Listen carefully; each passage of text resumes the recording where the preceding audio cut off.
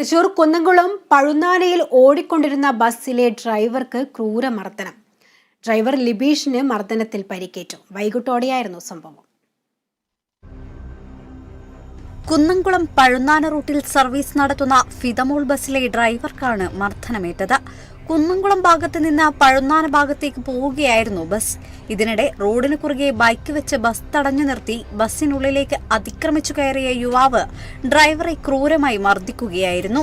നേരത്തെ റോഡിൽ വെച്ച് എതിർദിശയിൽ വന്ന ബൈക്കിന് സൈഡ് നൽകിയില്ല എന്നാരോപിച്ച് ബൈക്ക് യാത്രികരും ബസ് ജീവനക്കാരുമായി തർക്കമുണ്ടായിരുന്നു. ഇതിന്റെ തുടർച്ചയായാണ് മർദ്ദനമെന്നാണ് നിഗമനം.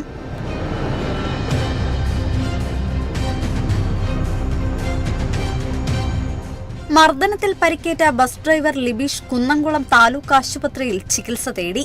സംഭവത്തിൽ കുന്നംകുളം പോലീസിൽ പരാതി നൽകിയതിന്റെ അടിസ്ഥാനത്തിൽ പ്രതിക്കായി പോലീസ് അന്വേഷണം ആരംഭിച്ചു.